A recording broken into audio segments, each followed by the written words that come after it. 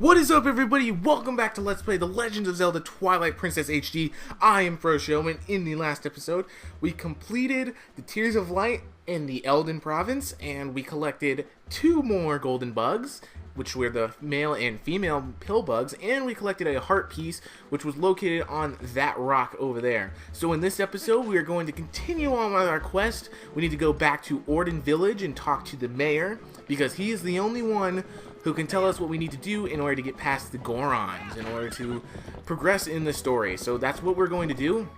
I want to just ride opponent through here, and this will take us back down to South Hyrule Field, which is right above where the Faron Woods are. And if you recall, a couple episodes ago now, we actually howled at a Howling Stone, and we summoned the Golden Wolf onto the map. And he is actually right over by the Ordon Spring. Now, there also, if the golden bugs there were a couple golden bugs collected here, the beetles, and right now, if you didn't get them, then it's kind of hard to get them now because it is actually locked. The time is actually locked at daytime for the time being. So golden bugs are a little bit harder to find. However, you can still find them just fine if you know the location of them. So if you know the location, you should be fine. So right here, we're just gonna completely just ride right through the Faron Woods until we make it right back over to Ordon Village, and then we're gonna actually tell the mayor that the kids are safe in Kakariko Village. So yeah, and the kids are gonna stay in Kakariko Village. Honestly, they don't actually ever end up leaving. For the rest of the game, actually, they stay there. I don't know why, but maybe they just really like Kakariko Village because they stay there for the rest of the game. So we can go right here to the Ordon Spring, and the wolf is actually here. So we're gonna go and get that hidden skill real quick. Here he is. And just like last time, he looks like he's about to attack us, and for some reason Link actually ends up pulling out his sword like he's going to defend himself again, and then the wolf just jumps at him, and Link does absolutely nothing. So, as before, this is the Hero Shade, who is actually Link from Ocarina of Time, like I mentioned last time. He's going to teach us yet another skill. We meet again. You have a little more of a look of a hero than you did before. Are you ready, or do you feel ready to earn your next skill? Yes. Very well. But before we begin, I must test you to ensure that you have mastered the last skill I taught you, the ending blow. Now then, come at me. So just hit him until he falls over, or we can just jump attack him. And then it says A finish, there we go, and that's the ending blow. And for some reason, he doesn't die. Excellent, it appears you are certainly capable of performing my lost art. Very well. My second skill is the shield attack. Let it be honed into your mind.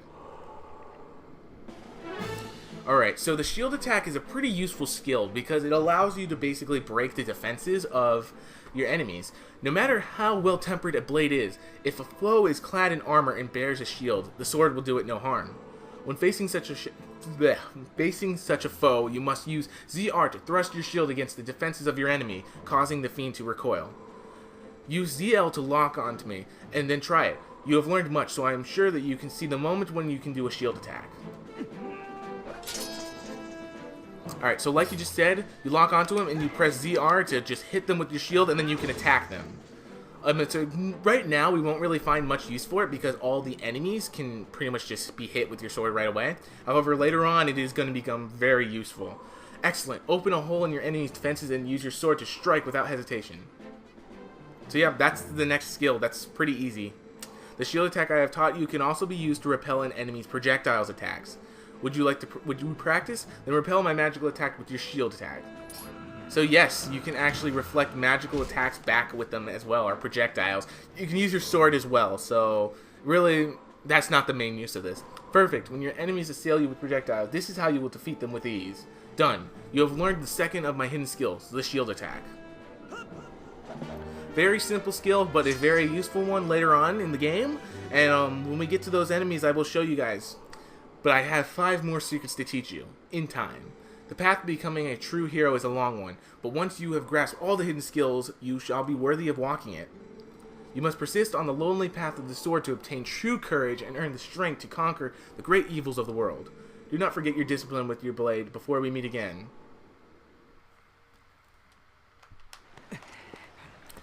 Alright, so with that, we have got that hidden skill, and we can go over to Ordon and talk to Bo the mayor, who is then going to help us. So let's just go. And unfortunately, we're going to have to break the news to him that Ilya is actually nowhere to be found. We have no idea where she is. I mean, you guys could probably just guess. They're like, oh, she's probably in the next province that we have to go to, which is exactly where she is. But we'll talk more about that in due time. Okay, so it's cool to be back in Ordon. And now we can actually talk to the mayor right here. Bryant? Whoa, is that you, Bryant? You're safe and sound. Your clothes. What happened to you, lad? Come quick, inside.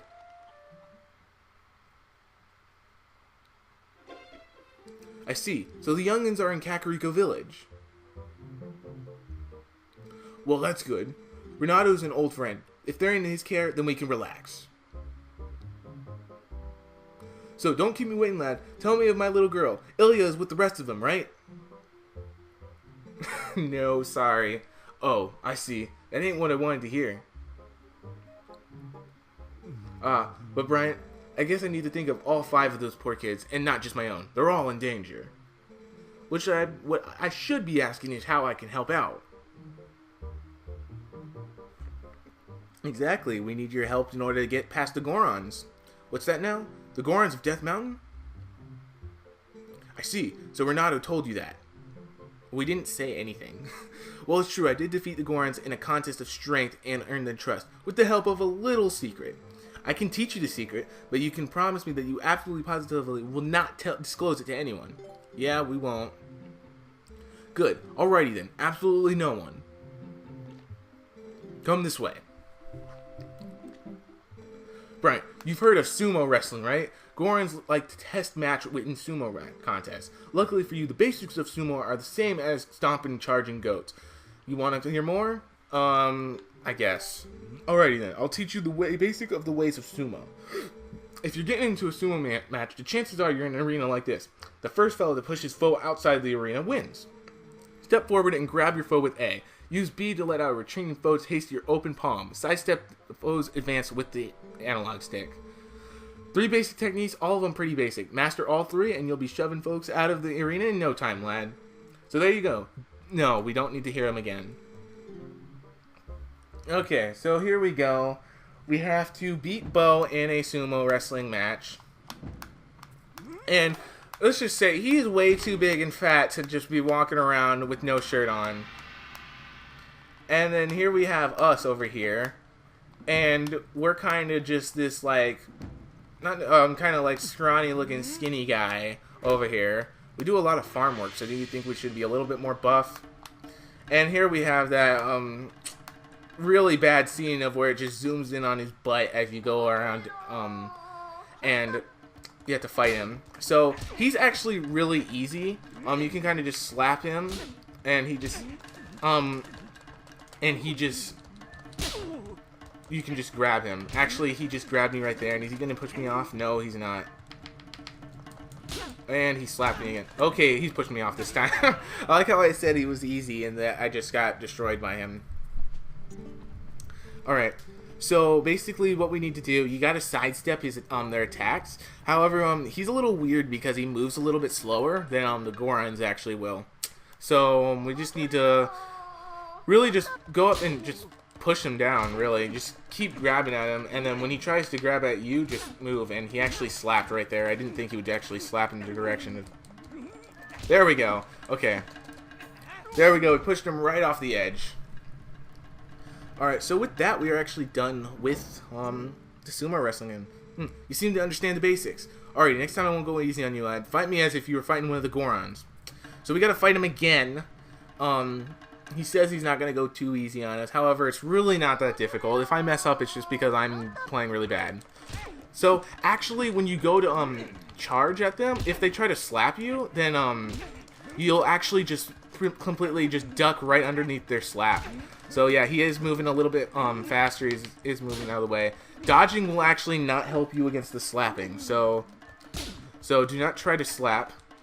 Man, you just mash. Yeah, you just gotta mash A when they grab you. Okay, he is kind of being a little difficult right now. All right, let's just keep pushing him. And okay, didn't expect him to move over. Okay, he just keeps moving over. I keep expecting him to freaking slap. Okay, there we go. There we go. Okay, he's done after this. We're just gonna push him off right here. Alright. He kept moving, so I just kept slapping. However, before he would slap and when I tried to move away. Whoa, not too shabby, lad. With your natural talent, I'm sure you can take on the Gorons. You've got a sight stronger since in the short time you've been gone, Bryant. Strong as you are, though, you can't hope to beat the Gorons in wrestling power alone. Those Gorons are made of rock. Nah, the secret to beating the Gorons is locked away in that chest. Take it with you, lad. So yes, we gotta open this chest up right here. We're getting another item that's recurring. It's returning from other Zelda games. The Iron Boots. You can wear them and you become so heavy that not even a Goron will be able to move you. Yes, so we're gonna beat them by cheating because we're too light and not strong enough to just push them away. You can probably tell, those boots are made of iron, lad. Whoever wears them won't be easily pushed around, even by a Goron. If you're fixing to fight a Goron, be sure to wear those boots. Let's be square though, lad. You can't tell anyone about those boots, especially Renato. So yes, that is how he was able to beat the Gorons, simply because he cheated and he was heavy enough so they couldn't push him around as easily. Well, I guess when you're facing these beings that are literally made of rock, you gotta use what you got to your advantage. So we have the Iron Boots now. We can actually equip them. I just equipped them to the Y button right there. And as you can see, when you wear them, you walk extremely slow. However, you are extremely heavy, and we'll actually find some other uses for them later on as well, especially in the next dungeon. And then the dungeon after that will actually have a good use for them as well. So, luckily in this game, and it was actually in Wind Waker as well, the Iron Boots are an item, so you can equip them to one of your buttons. So whenever you need to switch off or switch back on, you just press the button. Ocarina of Time, specifically the GameCube version and the N64 version, had the most annoying way to equip the Iron Boots ever, because you had to press start. You had to literally press start like this, or go into your item select, turn on the Iron Boots, unpause, then use them for whatever you needed to use them, and then when you needed to take them off, you had to pause again, equip them off, and then go freaking on your way. And you had to pause and equip them on every single time that you wanted to use them. This is why the water temple in Ocarina of Time was so annoying. One, because it was really confusing, and two, you had to constantly switch with the Iron Boots that way. Ocarina of Time 3D actually fixed that, made the Iron Boots an actual item like they are nowadays in Zelda games, so you can just equip them by just pressing a button. But really, why would they think that's a good idea to have them as like a thing that you had to equip? It was like, you know, like when you have your shield, you have to actually equip it. It was like that. Why did they have it like that? There's no point to have it like that. It just makes it an inconvenience. At least they learned the lesson, and now they actually have them as items in all Zelda games. So we're just gonna bypass these enemies and just head right over to Death Mountain, whereas we're gonna not really be able to do much because we're actually going to have to cut off the video soon, unfortunately, because we are getting close to that time limit. So we're just gonna ride Epona all the way back to Kakariko Village, and then we're actually gonna just head up down Death Mountain, and then we'll face that Goron once again, and with the power of the Iron Boots, we will be able to best these Gorons in a challenge of strength. So once we make it actually to the top, we'll actually see that remember that one Goron, he just freaking like rolled into us and pushed us off. With the Iron Boots, we'll actually be able to actually just grab him out of the roll and just throw him behind us. You'll see once we actually make it through there. For some reason, Epona would not jump over the fence, even though I was running at the fence with plenty of speed. Oh my god, do I literally have to run exactly through the middle of the freaking fence? I guess I do. Okay, I'm not trying to back up with Epona. I was trying to, like, go forward, then stop, then turn around so that I could run. There we go. Okay. So yes, you have to run directly through the middle of the fence. You can't be a little bit over. Okay. So we're gonna have a little cutscene right here with Tallow and Beth right here. So we're gonna have this little scene where yes, if you guys remember this guy, this was the guy that actually came over and kidnapped freaking all the kids from the village, and for some reason Beth just stands there. Tallow's smart and he runs away, but Beth just stands there. Like, that's the worst thing you can do when something's running after you. You stand there. Okay, of course Tallow's running straight ahead, which is bad, but still. Okay, so Colin's gonna come over here and just sacrifice himself and push Beth out of the way. And so because of that, he's gonna end up getting captured. As you can see, he's got him right in his hand. So with that, we're actually gonna have to go save Colin.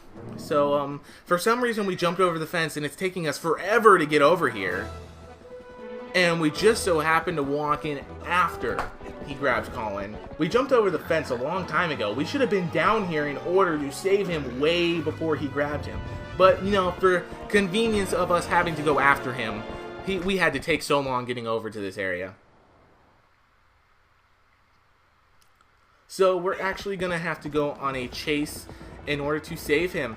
However, we are going to do that in the next episode because we are past 15 minutes. So thank you guys so much for watching. If you liked the video, please make sure to give it a thumbs up and subscribe if you're new here to be notified whenever I upload new videos. Upon turn around, because I like to freaking have the character facing the front or facing the screen during outros.